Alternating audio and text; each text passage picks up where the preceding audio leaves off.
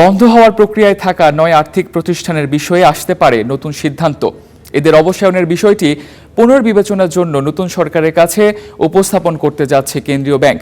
এই বিষয়ে আরও বিস্তারিত জানবো আমাদের সহকর্মী ওয়ালিদ সাকিবের কাছ থেকে। তিনি আছেন বাংলাদেশ ব্যাংকে। ওয়ালিদ, আপনি আমাকে শুনতে পাচ্ছেন নিশ্চয়ই। আর্থিক প্রতিষ্ঠানের বিষয়ে নতুন কি সিদ্ধান্ত আসতে পারে, কোনো তথ্য পেয়েছেন কিনা? তামজিদ, আর্থিক প্রতিষ্ঠানগুলোর বিষয়ে বাংলাদেশ ব্যাংকের যে সিদ্ধান্ত এখন পর্যন্ত সেটি হচ্ছে এই আর্থিক প্রতিষ্ঠানগুলো ৯টি আর্থিক প্রতিষ্ঠানের মধ্যে ৬টিকে চূড়ান্ত অবসায়নের দিকে নিয়ে যাচ্ছে বাংলাদেশ ব্যাংক, আর ৩টিকে বিভিন্ন মেয়াদে ৩ থেকে ৬ মাস মেয়াদে হচ্ছে তাদেরকে সময় দেওয়া হয়েছে। আর এখন যেহেতু ১২ ফেব্রুয়ারি নির্বাচনের পর নির্বাচিত একটি সরকার বাংলাদেশে আছে, এখন নির্বাচিত সরকার যারা রয়েছে তাদের কাছে এখন নতুন করে বাংলাদেশ ব্যাংক হচ্ছে অবসায়ন প্রক্রিয়া যে অবস্থায় এখন যেটি আছে সেই সবে বিস্তারিত হচ্ছে সরকারের কাছে তারা তুলে ধরবে। এই সরকারের কাছে তুলে ধরার পর এখানে আপনি জানেন এই সরকারের কাছে তুলে ধরার অন্যতম একটা কারণ হচ্ছে যে অবসায়নের প্রক্রিয়ায় থাকা যেই আর্থিক প্রতিষ্ঠানগুলো আছে এখানে ১৫,০০০ কোটি টাকার বেশি আমানত আছে।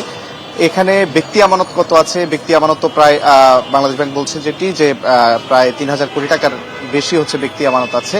সে আমানতটা আসলে কিভাবে আমানতকারীদেরকে দেয়া হবে, ফেরত দেওয়া হবে, সেটা বাংলাদেশ ব্যাংক অর্থ মন্ত্রণালয় থেকে কিভাবে সেই অর্থ পাবে বা সরকার বা অর্থ মন্ত্রণালয় কতটুকু বরাদ্দ দিবে, কিভাবে এই অর্থ হচ্ছে আমানতকারীদের মধ্যে বন্টন করা হবে, সেসব বিষয় আসলে একটি এখানে রয়েছে।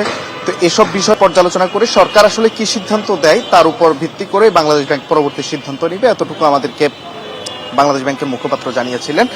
আর এখন পর্যন্ত যেহেতু নতুন সরকার রয়েছে, গভর্নরের সঙ্গে কিন্তু গতকাল অর্থ মন্ত্রণালয়ে অর্থমন্ত্রীর বৈঠক হয়েছে সচিবালয়ে।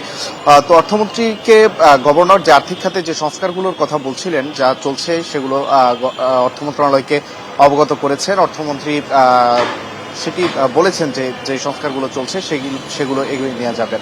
তো আমরা আসলে যেহেতু অর্থমন্ত্রীর দিক থেকে একটা আশ্বাস গভর্নরকে দেওয়া হয়েছে যে যেসব সংস্কার কার্যক্রম চলছে সেগুলো এগিয়ে নিয়ে যাওয়া হবে, সেক্ষেত্রে আমরা বলতে পারি যে আসলে অবসায়নের দিকে আর্থিক প্রতিষ্ঠানগুলো যাচ্ছে।